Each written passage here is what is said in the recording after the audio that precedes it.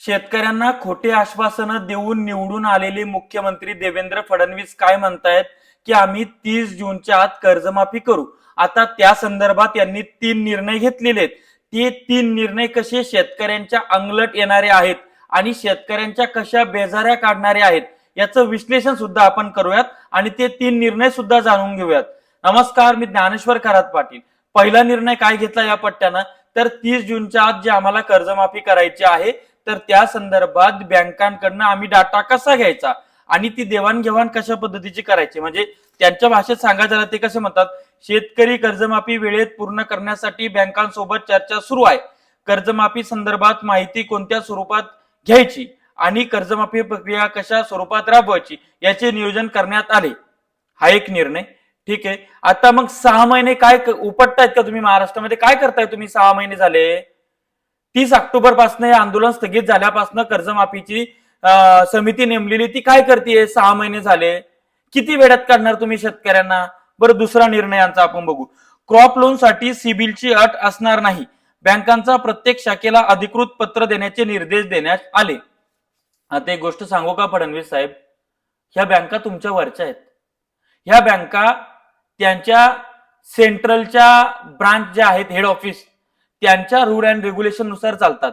हे तुम्ही किती रायटिंग मध्ये किती कसं दिलं ना, हे तुमच्या सिबिलला ऐकत नाहीत. हे तुम्ही लक्षात घ्या. त्याच्यामुळे हे सुद्धा शेतकऱ्यांच्या तोंडाला पानं पुसताय. करायचं असेल तर मनातून करा.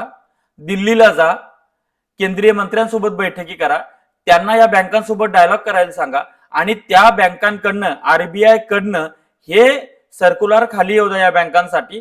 तेव्हा या बँका ऐकतील, तशा या बँका ऐकत नाहीत. आता तिसरा आणि सर्वात मोठा झोल जो मुख्यमंत्री करतायत, ज्याच्यामुळं शेतकऱ्यांच्या बेजाऱ्या निघणार आहेत.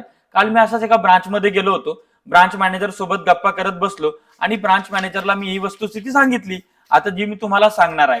आता तुम्ही स्क्रीनवर एक व्हिडिओ बघा. आज बँकांना हे देखील सांगितलं की एकदा आम्ही यादी अप्रूव्ह केली की त्याच्यानंतर आमचे पैसे जमा झाले नाही तरी तुम्ही त्यांना कर्ज द्या, कारण आमचे पैसे जमा होणारच आहे आणि आमच्या पैसे जमा व्हायला विलंब झाला तर तुम्हाला व्याज मिळतं. तर तेही त्यांनी मान्य केलंय. त्यामुळे तो प्रश्न येणार नाही. बघितला व्हिडिओ? काय म्हणतात मुख्यमंत्री महोदय? बँकांना ते असं म्हणतायत की आम्ही जी यादी अप्रूव्ह करू, जी आम्ही लिस्ट फायनल करू, ती तुम्ही घ्या आणि त्यानुसार त्या यादीमध्ये ज्या ज्या शेतकऱ्यांची नावं आहेत त्या शेतकऱ्यांना पीक कर्ज द्या. आता प्रोसेस तर अशी आहे की जोपर्यंत राज्य सरकारकडनं बँकांना पैसा मिळत नाही तोपर्यंत बँका लोन वेव करत नाही, कर्जमाफी करत नाही. ही बँकांची आताची भूमिका आहे. त्याच्यामुळं स्पष्ट चित्र समोरचं दिसतं आहे की देवेंद्र फडणवीस परत एकदा ज्या पद्धतीनं 7/12 कोरा म्हणून निवडून आले, जुमला केला, तसा परत एकदा 2029 येईपर्यंत जुमला करण्याच्या मानसिकतेमध्ये आहेत. कारण राज्य सरकारकडे पैसा नाहीये आणि हे त्या बँकांना म्हणतायत आम्ही यादी देतो, नंतर पैसा देऊ, तुम्हाला व्याज देऊ, भलाई कधी देऊ.